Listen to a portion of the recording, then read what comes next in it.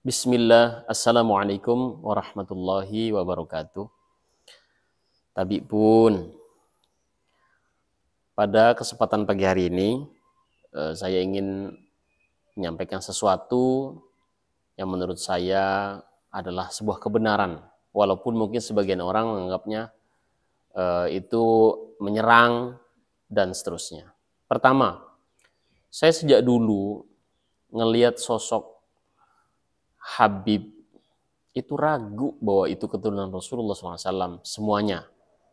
Walaupun saya juga meyakini ada sebagian kecil dari mereka adalah keturunan Rasulullah SAW, terutama dari terah dari Sayyidina Hasan bin Ali bin Abi Thalib radhiyallahu an, atau Hasan bin Fatimah binti Rasulullah SAW.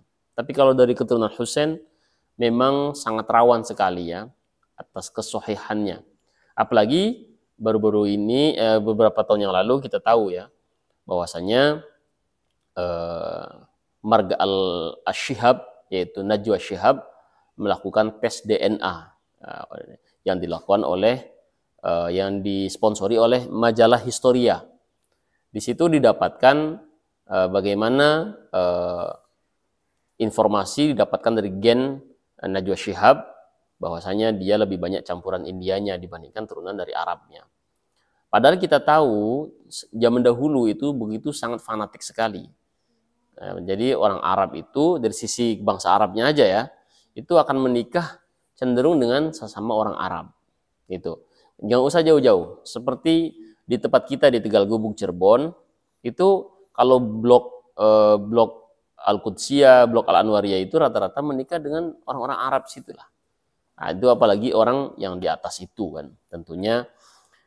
Yang kedua, ketika berbicara tentang nasab, maka nasab Alawiyun atau nasabnya keturunan dari Sayyidina Husain kan menisbatkan dirinya sebagai kelompok Alawiyin atau Alawiyun, orang yang dengan strata tinggi. Maka tidak mungkin menikah dengan sembarang orang, apalagi dengan orang-orang yang bukan dari bangsa Arab dan bukan dari keturunan Husain atau keturunan Hasan itu sendiri. Jadi itu sebuah keniscayaan yang kita temukan fakta di lapangan selama bertahun-tahun yang saya pelajari. Jadi coba Anda sekali-kali membuka majalah Historia atau mungkin secara digital online, Anda bisa lihat bagaimana kemana saja kira-kira arah dari keturunan Asy-Syihab itu. Di situ kita dapatkan nilai persentase Arabnya sangat kecil dibandingkan persentase lainnya. Itu yang pertama. Oleh karena dasar yang pertama inilah yang kedua, saya bersikap biasa saja. Jadi ketika misalkan ada orang-orang seperti Jindan, seperti misalkan lainnya berbuat onar lalu mengatasnamakan dirinya Habib, tentu menurut saya itu telah menciderai ya, apalagi Jindan ini mengaku-ngaku sebagai asosiasi dukun Indonesia. Ini jelas bertentangan dengan ajaran syariat Islam, ajaran datuknya. Ya, itu kan kita lihat tuh kayak Firdaus dukun pengacaranya itu kan Arab juga mukanya itu. Enggak tahu itu Habib atau bukan itu kan. Yang jelas Asy-Syihab Ats-Tsaqafi itu bukan berarti marga turunan Rasulullah SAW. Ya, Ats-Tsaqafi itu sudah ada dalam hadis-hadis Nabi SAW pun sudah ada Ats-Tsaqafi itu. Ya, jadi Asy-Syihab pun menurut saya itu kan hanya sebuah gelar Arab biasa aja, seperti Al-Amri segala macam. Jadi saya tegaskan poin yang kedua ini, bahwa keturunan Rasulullah SAW yang asli, ya, yang pantas disebut Habib adalah orang-orang yang layak dicintai, disanjung karena ilmu dan akhlaknya. Ya, maka disebut ya Habibah atau kekasih, atau orang yang dicintai itu Habibi, Habib, begitu kira-kira. Ya, jikalau dia itu masih unyu-unyu seperti Jindan, yang ke Arab-Araban seperti itu banyak waktu kita mondok di Sukabumi ya, orang ngaku dirinya Habib.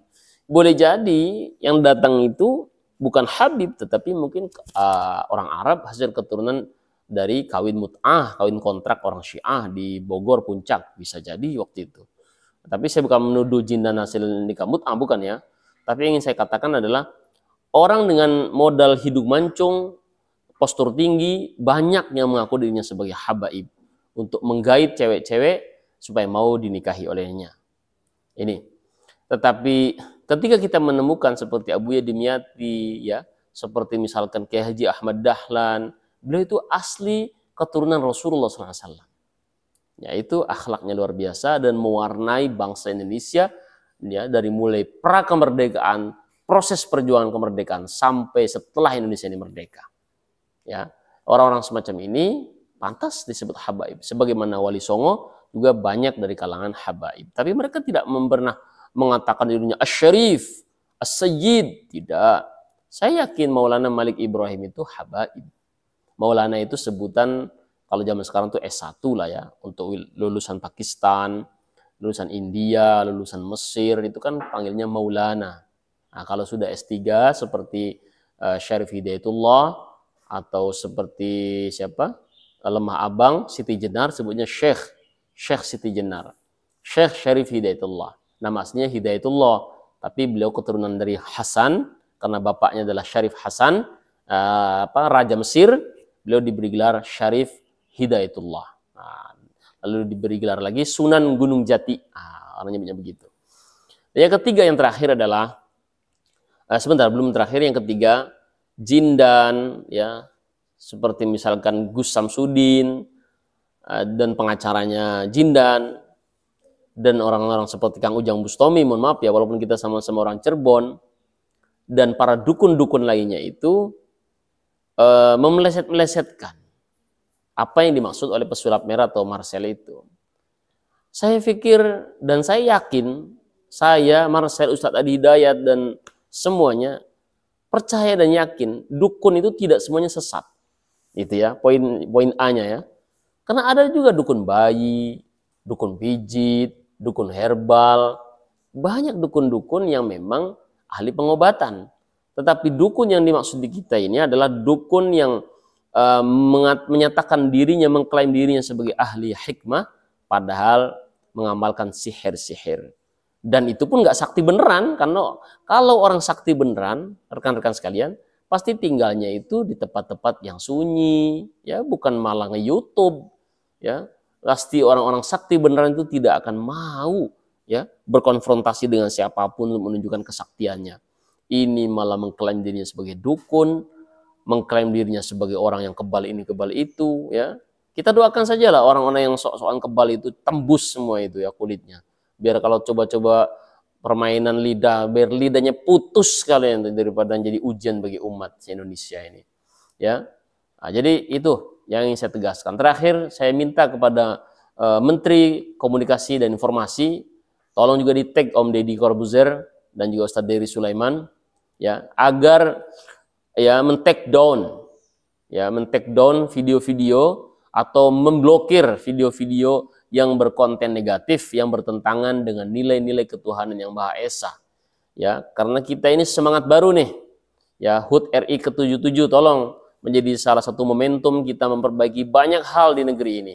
Ya, tolong konten-konten pornografi yang dirilis oleh artis-artis, ya, seperti Dennis itu yang pakai kartok sama kutang doang, ya. Tolonglah itu diblokir, ditegur lah, jangan sampai lolos dapat AdSense.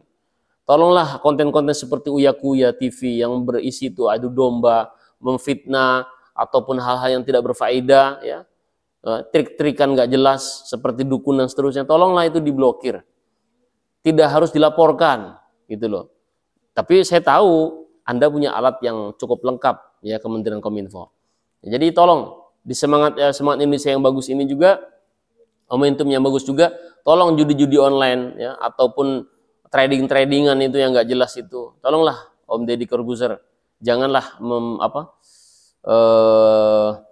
menjadi ambasador, menjadi artis yang mempromosikan hal-hal semacam itu. Anda tidak tahu, ya, ketika mereka nanti nipu orang banyak, Anda nanti lepas tangan atau bagaimana nanti kan? Nauzubillah min dzalik. Ya, jadi tolong dalam momentum yang baik ini, konten perdukunan, konten pornografi, porno aksi, konten fitnah, adu domba, ujaran kebencian, yang semua konten-konten negatif yang bisa memecah belah memecah belah umat, memecah belah kesatuan bangsa dan negara, dan juga tidak bermanfaat untuk nilai edukasi paksa kita tolong Kominfo agar diblokir. Di TikTok juga, ya, maupun yang ada di Instagram, maupun yang ada di YouTube channel, tolong di take down, diblokir. Nah, mungkin itu saja. Terima kasih. Wassalamualaikum warahmatullahi wabarakatuh. Oh ya, satu lagi, diblokir aja, itu Telegram atas nama Melda. Makasih.